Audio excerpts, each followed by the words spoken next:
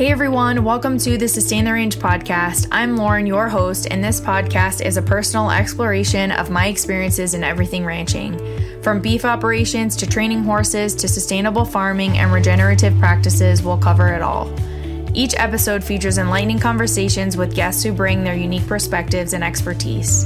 Whether they're seasoned ranchers or first-generation farmers, we all share a common bond and deep appreciation for the land and the livestock we raise. Tune in each week for engaging discussions, inspiring stories, and practical insights from the ranching community, and let's embark on this incredible journey together.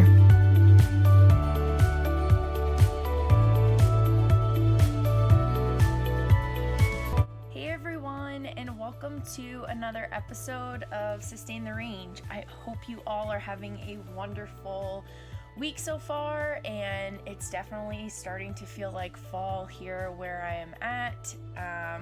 Fall can be one of the best and my most favorite seasons, even though winter is approaching us, but being grateful for the colder weather a little bit and the changing of the leaves, and been doing some fall gathers, bringing the cows off the forest and getting a lot of riding in, getting ready for the fall season and shipping and everything. So it's been a lot of fun here on the ranch.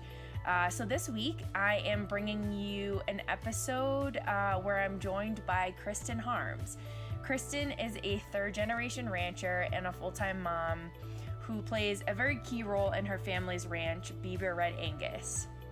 And in this conversation, Kristin and I talk about how she manages ranch life with raising her children, how she manages the marketing, advertising, and social media for their registered Red Angus operation. And we explore what life is like on the ranch for her, from managing, just day-to-day challenges, the joy of involving her kids in her work. And we also talk a little bit about her Instagram page and her brand, which is called The Basic Ranch Mom, and she has built quite a following on there just by sharing her journey of finding her place on the ranch, embracing her unique role, and what it's been like for her not really fitting into the typical cowgirl persona, but finding her unique place within her brand and then on the ranch as well. So we talk a little bit about her growing online presence, and she offers some great advice to women who are managing rural life and family too. So I truly enjoyed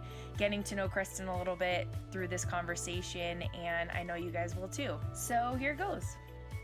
All right. Well, Kristin, thank you so much for taking the time to be with me today. I really appreciate you, taking time out of your day to talk with me. And I know that our audience is going to really enjoy this conversation and getting to know you a little bit. So welcome to the Sustain the Range podcast. Thank you so much for having me. I'm so excited to be here. Yeah, so I had started following you on Instagram, and your Instagram handle being Basic Ranch Mom, and I absolutely fell in love with your page and your content, and it just really brings you into your life. So I would love for you, if you could, to just kind of introduce yourself a little bit and kind of tell us, who you are, where you're from, where you grew up, if your involvement in agriculture, growing up on a ranch and things like that, and anything else you'd like to share. You bet. So my name is Kristin Harms. I am from South Dakota. So I am on my family's ranch. I'm the third generation, my husband and I, on our family's registered Red Angus cattle operation out of South Dakota. And it is the ranch that I grew up on. That being said, I definitely had zero plans to be there. Now in my life, when I was growing up, after high school, I graduated and I went to college in Sioux Falls, and I pretty much planned to kind of climb the corporate ladder and put the ranch in my rear view. And long story short, I met a guy and he decided that even though he hadn't grown up in ag, he really thought that he wanted to be a rancher, and he caught me in a weak moment, and I agreed that we could try it. So we came back to the ranch about 7 years ago now. We've been here ever since. We have 4 kids together, and we work both of us on the ranch. So he, is a manager on the ranch, and I work full time in the office. But I also am. I call myself a full time working mom, but also a full time stay at home mom because I also have my kids with me pretty much all the time unless they're at school. And that is a challenge in and of itself. But yeah, that's kind of like the high level overview of where we're at and what we do. Yeah, that's amazing. Yeah, and I'd love to ask you too a little bit like when you kind of left the ranch and then didn't really have any plans to come back, was it just kind of that you didn't see yourself like raising a family on the ranch, or you were just kind of in a different point in your life where it was maybe more focused on like the corporate career type of thing, and kind of what was that like for you? Yeah. So, one of the main reasons, and I have actually talked about this on my page, is that growing up, I really felt like an outsider on the ranch. I just felt like I didn't fit into any kind of neat little box or category. I wasn't really a cowgirl. I wasn't super into like horses or anything like that. I had a lot of interests. I really liked the business side of the ranch, which isn't always something people focus on. That's Yeah. something in ranching that it's also very much a lifestyle, and um I didn't appreciate that part of it probably until much later when I came back. But I kind of felt like an outsider. I had a lot of different interests. Um and I just felt like I was going to fit better maybe in a bigger city, more people around. I was kind of tired of being isolated. And I just, kind of typical wanted to see the world kind of Yeah. thing. I thought there were bigger and better things out there for me. So, I actually originally went to the University of Nebraska in Lincoln my freshman year. And, graduating high school with a class of 11 people, that was kind of a big culture shock for me to go be at a large university. And so after that, I transferred back to Augustana, which is a small private college in Sioux Falls. And I really liked Sioux Falls. I really liked my college there. I like this a lot smaller classes, which felt a little more like home, which was kind of the first inkling that maybe I didn't know what I wanted when I left.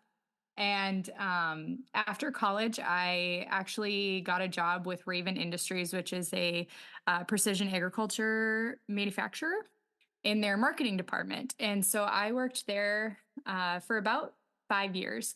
And really liked that. And, Jake and I got married. We had met, we got married, and he had always kind of, since the first time I brought him home, kind of had this little plan or like a dream maybe that he just kind of didn't think was going to happen. But we kept talking about it. It kept coming up and coming up. And then I, like I said, I mean, it's really hard to pinpoint a moment when I was like, yeah, let's do that. But at some point we were selling our house and I was quitting my job. And um, we were moving into my parents' basement for a year, which was another experience.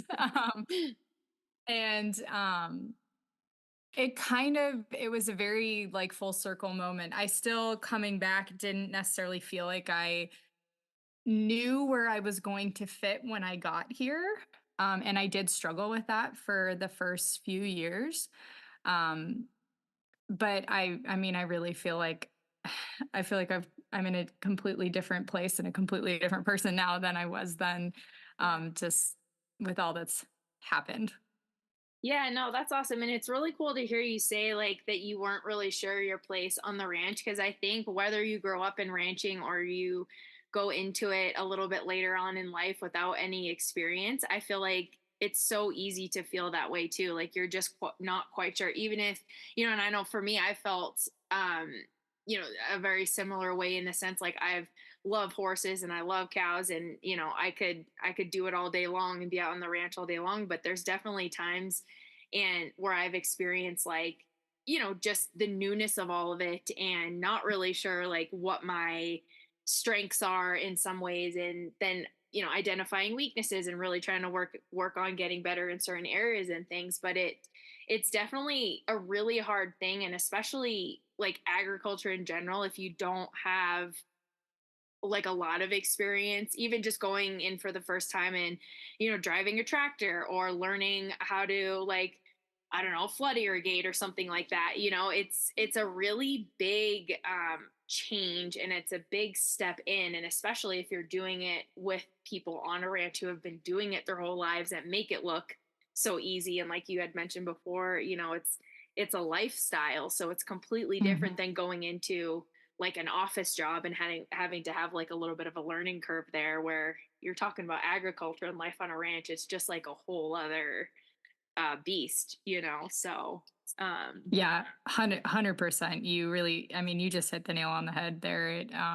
It's, and the part of the hard part too is that as a community, there's a lot of really great people in agriculture, but there's also kind of a lot of stigma. Like there are people in ag who think you have to be a certain way, or be able to do certain things, or have a certain mold, in order to fit or to call yourself, a title. yeah. And that can be really hard because there's so many people that don't fit neatly into a box like that in ag. Like we're such a diverse group of people. Just, like anybody can be in agriculture. And Yeah. that, yeah, so that it's kind of nice now to be getting to a point where it feels like you can be different, but still, be in this industry and lifestyle. Yeah, yeah, that's awesome. Could you like tell us a little bit more about your operation and kind of your role within the operation? Yeah, yeah, I'd love to. So our operation, we are like I said, Jake and I are the third generation on our operation, and we're a registered operation. So we raise Red Angus cattle, and we do the breeding side of it. So our main source of income is selling breeding bulls and females. My grandpa started the operation. We're actually gonna have our 50th bull sale this next spring. So Oh wow. um, so he came in the 60s and bought some land and decided that this is where he's gonna start.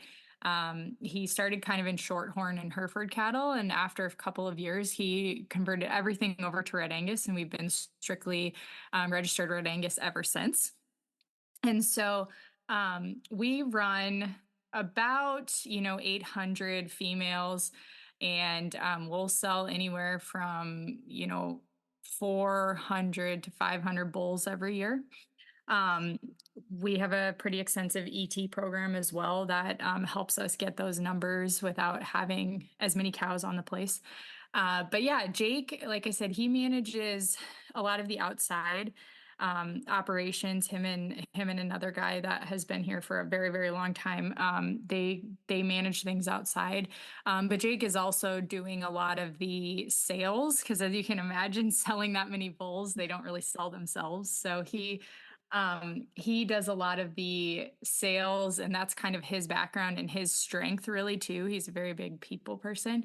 And then I kind of, when we first came back, I was not going to work on the ranch because, I wasn't sure I even wanted to be here, let alone work on the ranch. And Yeah. then while I was job hunting, which isn't super easy when you live, an hour from the nearest like larger town, uh, I was helping out in my parents' office, an operation this size. They were doing a lot there. I mean, there's a lot of office work, and being registered, there's a lot of data to manage. And they were outsourcing pretty much all of their marketing needs, which was, what I had conveniently been trained in for about 5 years before that. So I started helping out, and eventually I kind of just quit job hunting, and um, I convinced them to bring all of their marketing back in-house and in turn use what they had been spending outsourcing it to pay me to do it for them. So Yeah. um that was, I mean, that was it just kind of worked. I mean, I hate saying that it worked itself out because that's, not always the case for everybody. You have to work hard and you have to kind of make your own luck sometimes. But um coming back to the ranch was very much something that kind of just like literally things fell into place. And that was really big for solidifying for us that this was where we were supposed to be. Yeah. So yeah, so I do the marketing, I do website design, I do all of our catalogs. We have 4 to 5 sales a year, so I do all of the catalogs and the advertising for that. I also do social media, which which is, yeah, obvious. And then I do a lot of data management as well. My mom, she's kind of transitioning to where she wants to spend more time not on the ranch, so I'm taking over a lot of that from her as well. Yeah, no, that's awesome. And I want to just ask you quickly, would you mind just sharing a little bit just for those listeners that might not know like what running a registered operation, because you mentioned, you have to keep a lot of Mhm. data and everything. Yeah. For just people who might not be aware, could you just share a little bit about what that's like? Yeah, so it's in a traditional cow calf operation, you're not it's more focused on genetics. Not that you're not focused on genetics in cow calf, like you obviously want to have the kind of genetics you need in order to get out of your calf crop, what you're looking for, whether that's, marbling pounds, what have you. But for us, it's far more data oriented. So we're identifying calves from birth. They're assigned a number, a specific individual number, not like the dams number or anything like that from birth. And we're taking data on what we're giving them for vaccines, specifically weights. We take DNA samples on everything on the ranch because we have to know who the parents are. I mean, you'd be shocked the number of times they switch calves. Uh, And so for us, we have to know actually what the pedigree is because that's very important in order for an animal to be registered. And we also use that DNA to do genomically enhanced EPDs. So we're sharing a lot of, we're collecting weaning weights, yearling weights, scrotal measurements, hip heights, all kinds of data that go into like an EPD so that somebody can look at that data and information and make, choices about what kind of breeding bull they want and in turn what kind of calf crop they're going to get out of that bull. We call ourselves a commercially oriented registered operation, so we're definitely breeding bulls that would normally go to a commercial operation. um, the bulk of our customers are commercial customers, so we're trying to breed performance cattle that are going to help give you larger calves, more pounds, more profit, um, things like that. But yeah, it's just kind of a whole nother level of like keeping track of numbers and analyzing those numbers and making call choices based on those numbers. Um, and so it's just very meticulous, I think is probably the best way to describe it. There's just so many smaller details that we're paying attention to yeah. um, in that. It's a different side of the industry. We're kind of the beginning of the process rather than closer to the end, basically. Yeah, and actually, a question that I just thought of is when you are keeping all this data, do you have to like when you have your own bull sale, for instance, Mhm. does that go through like the association first in order for somebody to say like we've got red registered red Angus, or like how does that part work? Yeah. So we work pretty closely with our Red Angus Association. And so we have to. we basically keep records from birth, and then at about preconditioning time, which was what we just did, because we calve out um, the bulk of our cow herd. We calve out January kind of through early March. And so we just preconditioned calves here at the beginning of August. I guess we're already at the end of the month, but and we'll wean next week. But when we precondition, then we're going to we have to submit that data into the association and register those calves and connect them to a registered dam. And then basically by doing that, we are what we give into the association, all of that data helps them to produce more accurate EPDs. More data provides more accuracy. And so what we get back from them is basically a seal of like, these are registered calves, like these are out of registered animals. There's a long pedigree line. These are free of certain defects, those kinds of things. And then we're also getting back the EPDs, which when we put in DNA, we're getting genomically enhanced EPDs. So we're not just getting the EPD from the association, but we're also getting actual genomic down to the cellular level data on the traits that these animals have from, we work with Neogen on those. So that's kind of how it works. So like when I'm making a sale catalog and I'm producing the data for people to look at, I am getting that from from the association. So it's a very symbiotic relationship. We're providing them with data so that they can be valuable, and then to producers, but then they are also giving us data so that we can sell our cattle. So it's very it's a very like equal, like I said, symbiotic equal relationship, where we're both kind of benefiting, us as a producer and them as an association, from each other. And so we work really closely together in that. And my dad has been very involved in the association for a long time. So he really makes an effort to, try to give input from a producer level to, improve and to help keep the association, kind of at the forefront of that. Yeah. Yeah, cool. Thank you for sharing all that. I just Yeah. it's really helpful to know kind of how it works, and for people who, don't really know that there's, a difference registered and not registered. So, Yeah. Yep.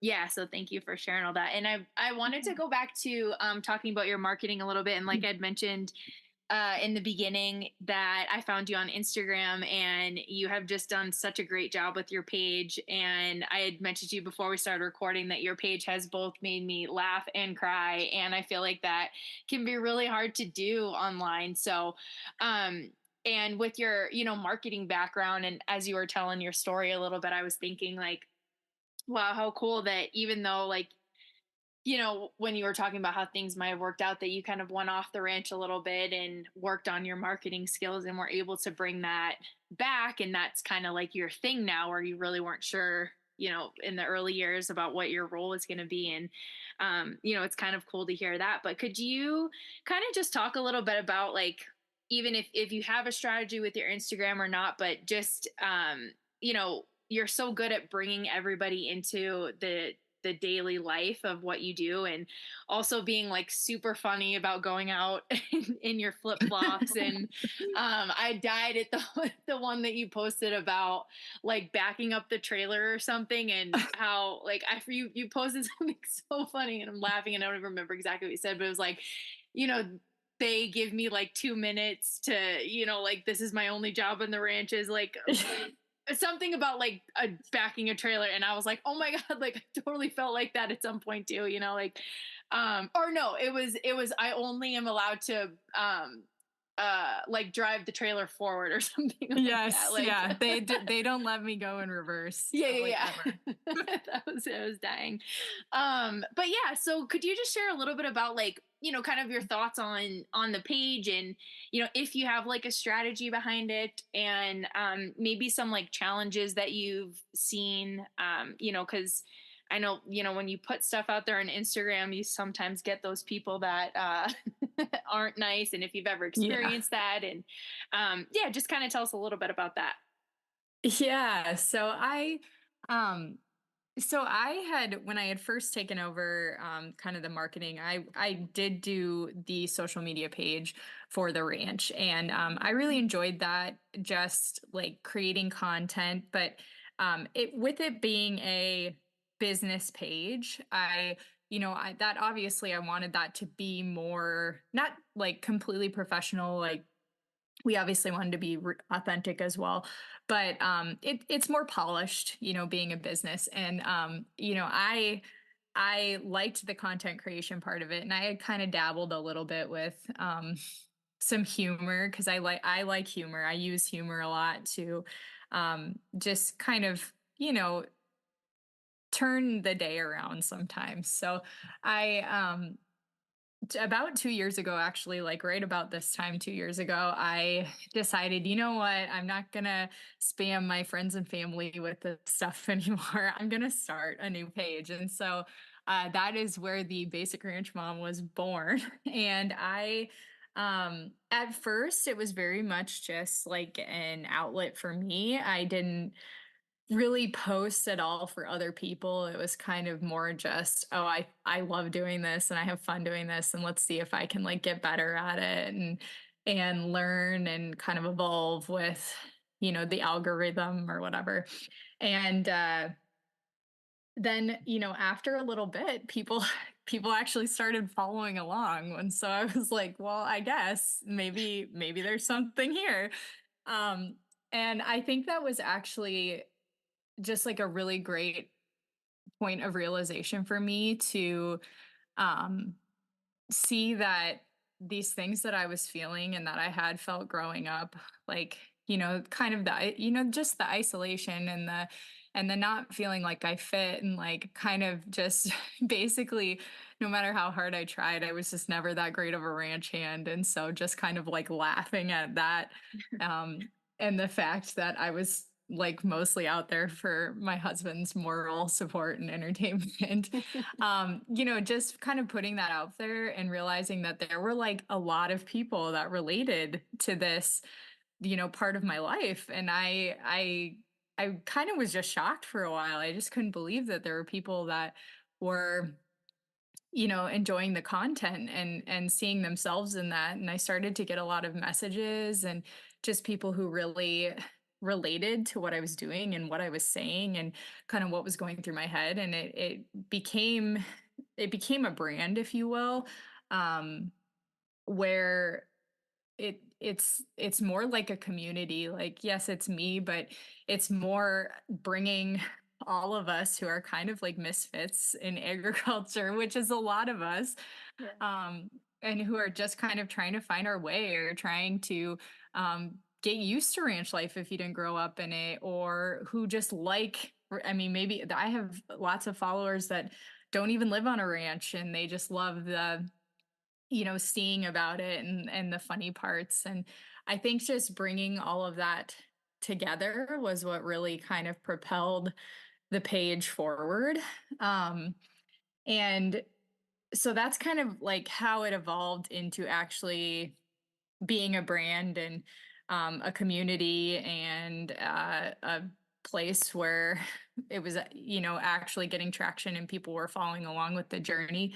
And then, as far as the strategy goes, the biggest strategy that I have is I just try to be super real. I just show up on that page as me most days. I mean, there's not very often that I'm sharing or showing or talking about anything that um isn't like 100% who I am or what I'm about or what I like. And that can be frustrating to hear for somebody who's trying to get into social media or get used to it, because it's like, well, I'm being me and it's not working. And sometimes that's just unfortunately that pesky algorithm, man. I know. But um, and another thing I did that really helped me was I actually took a course with Andrea, from That Fit Advocate, if you follow her at all. And she is a wealth of knowledge, and she's super helpful, and just so willing to share her um, experience in social media, and she's really made a business out of it. And so I think just, taking that class as well, and it really helped me kind of hone into like, why was I doing this, and what was I about, and what do I really want my audience to take away from like what I'm sharing. And I think it really helped me to be um I think I've always been me, but I think it helped me to be even a little bit more vulnerable, and I think people really relate to um, that part of what I put out there.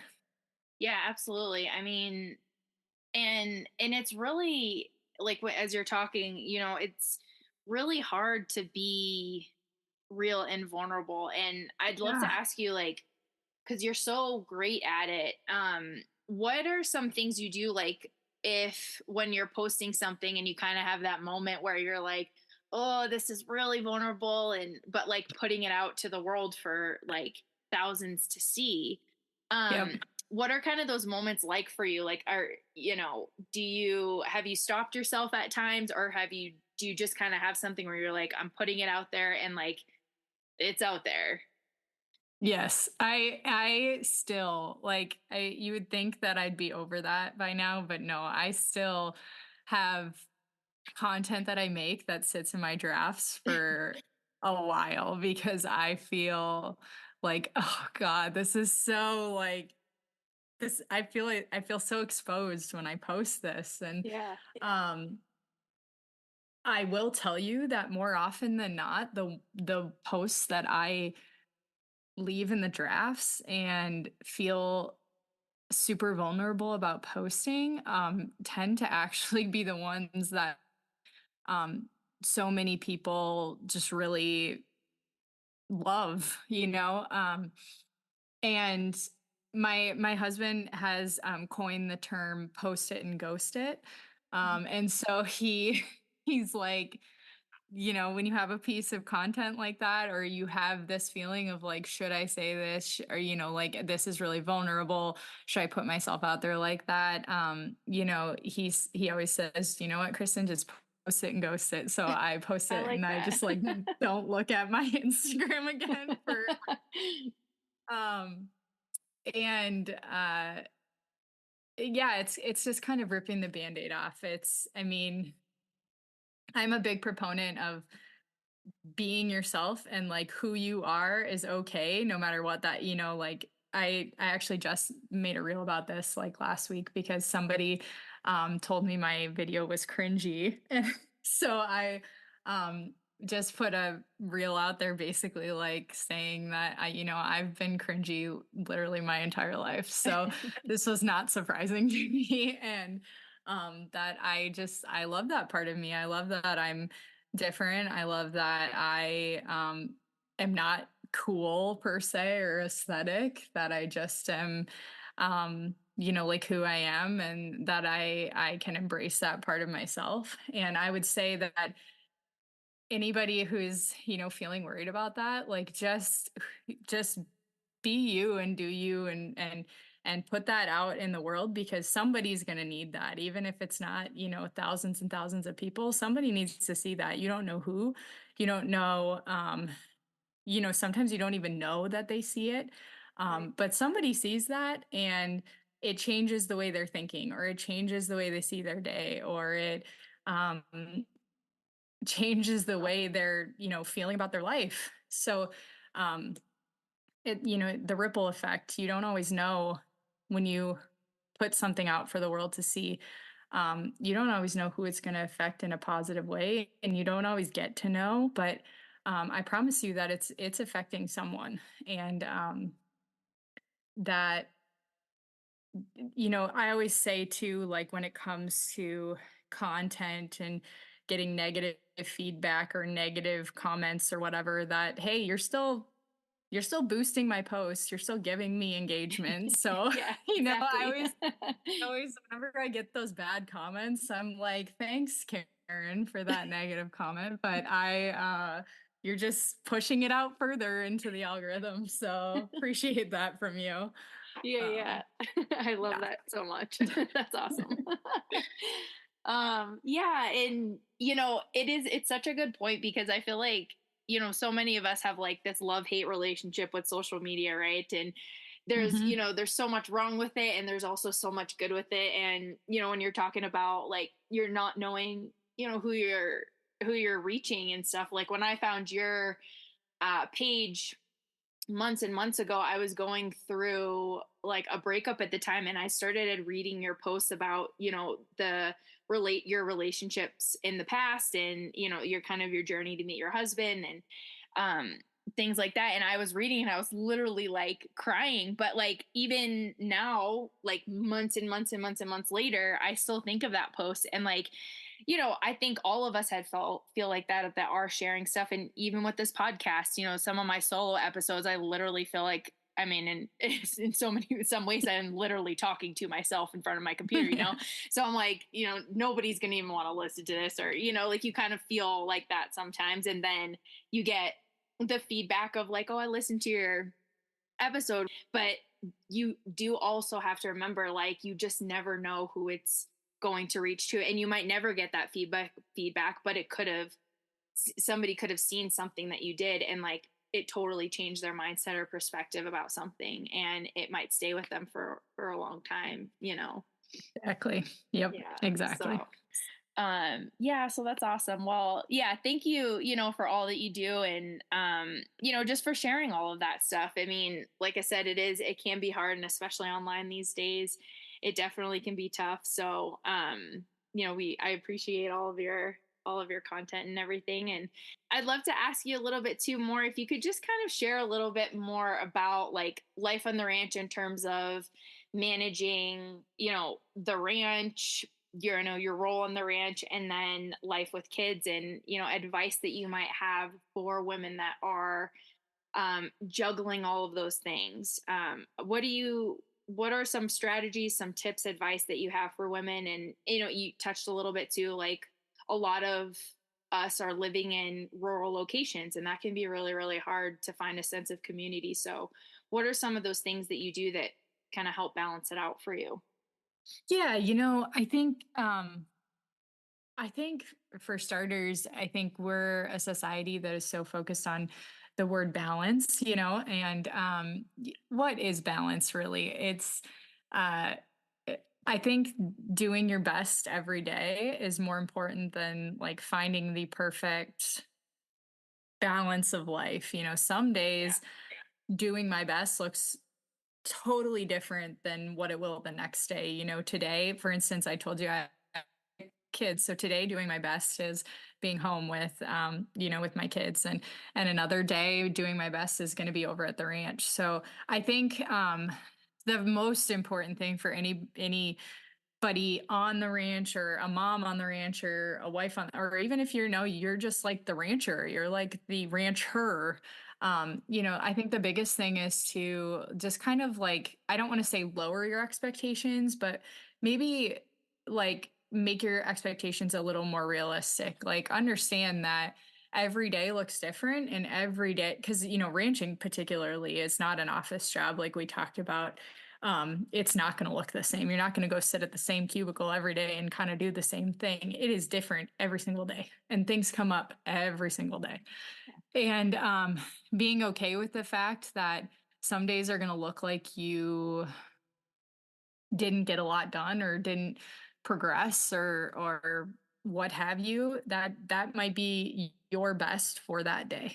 um and so that expectation was one that it took me a long time to be okay with, because I'm a high performer kind of person. And so for me to just accept that, some days are just around here are pure chaos, and some days don't feel like the best day on earth.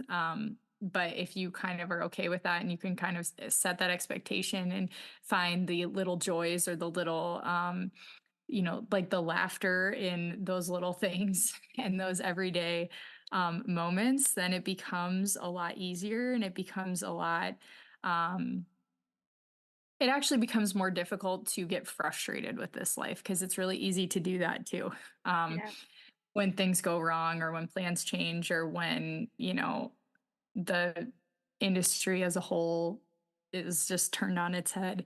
Um, it's a lot easier to deal with that stuff when um, you just are, kind of more fluid, I guess would be the best thing. And then, as far as being, like taking over a ranch or working on a ranch, a lot of times you're working with family, you're working with a lot of different personalities, and just kind of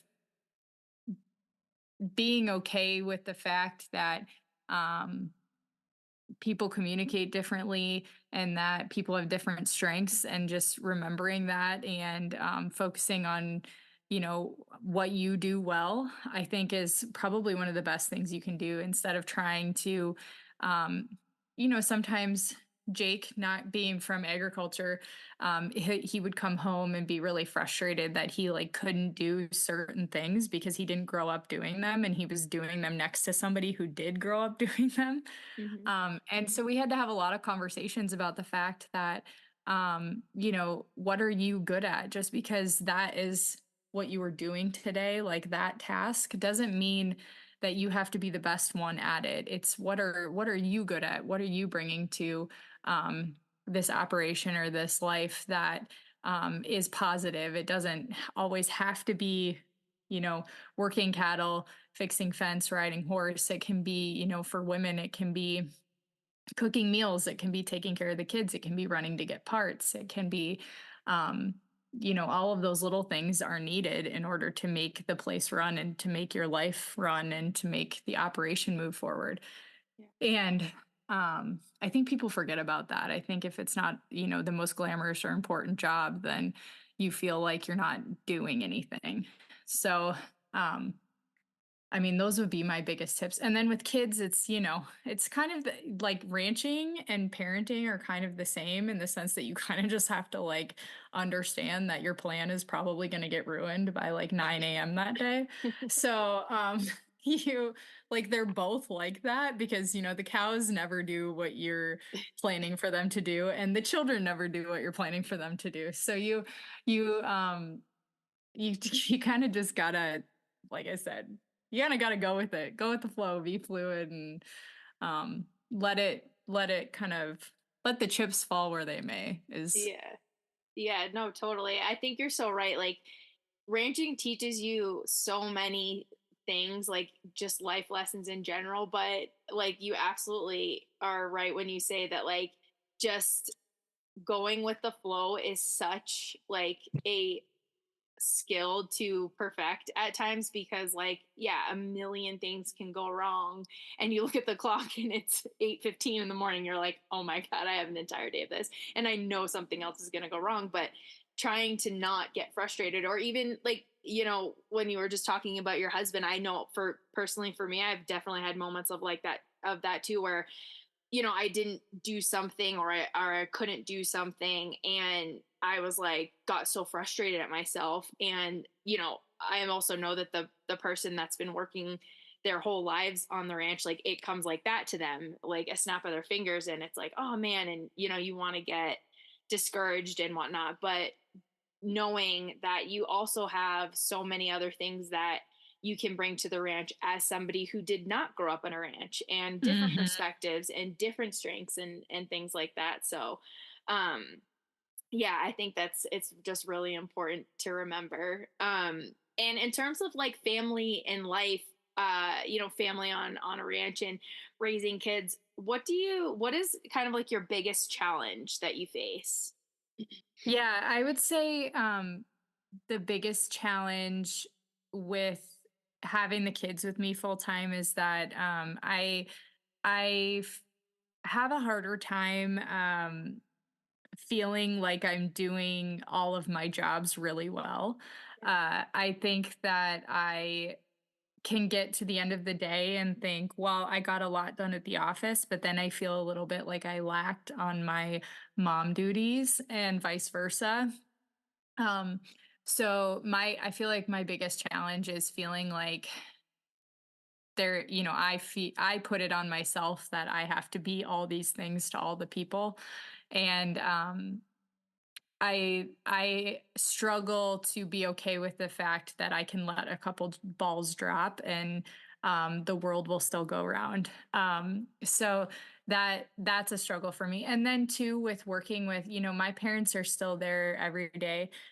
So Jake and I, we have to work with my parents, and that, I mean, my parents are wonderful. We work really well together, but it's still family. It's still um, I'm still their daughter, and they're still my mom and dad. And so sometimes it's hard to separate the family and the business side of things.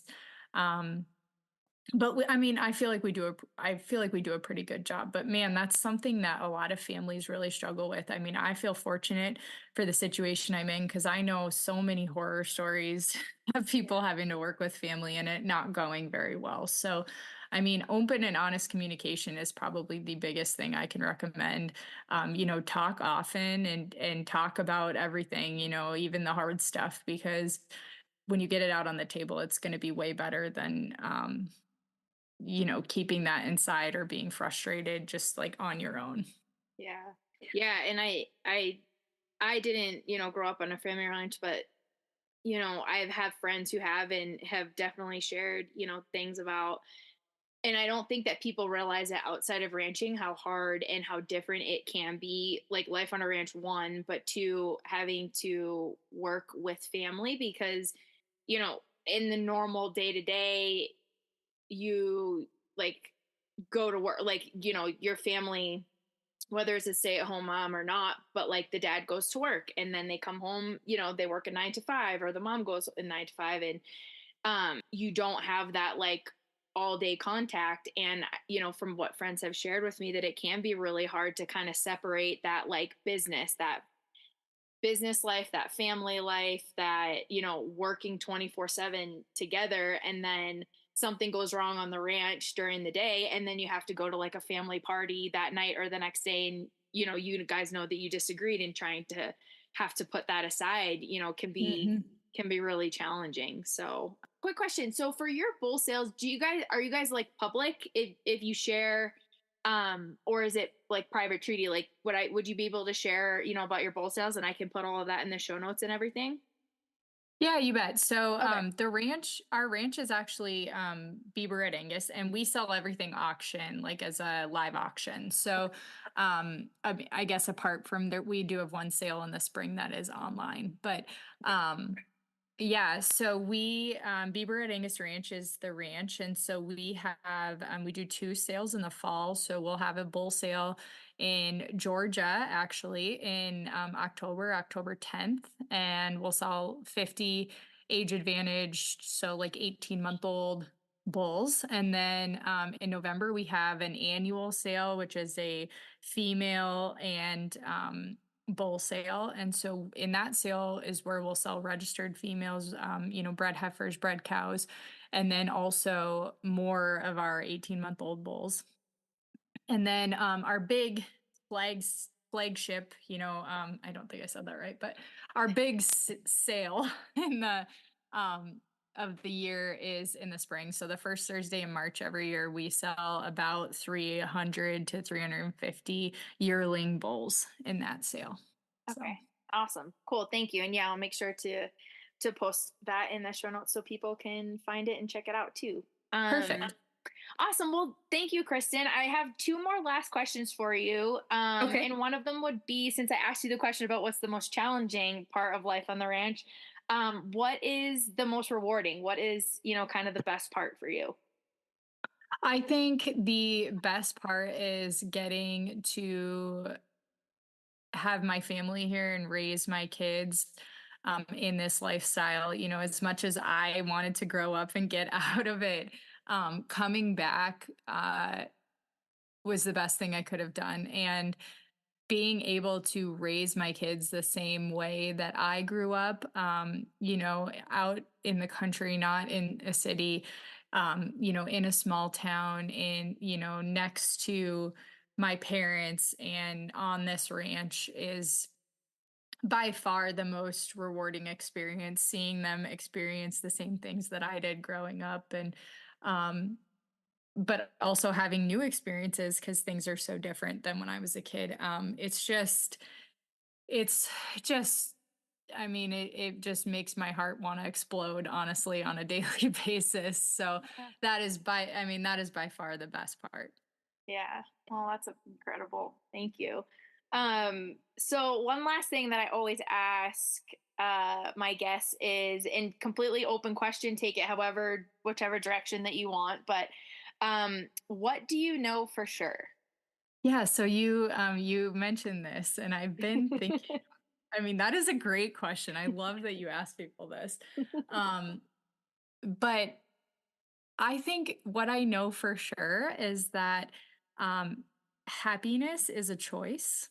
And I think that a lot of people don't realize that uh, your circumstances, while you may not be able to control those or choose those, you can choose to be happy wherever you are and whatever you're doing. There are always good things um, to be found. There are always joys and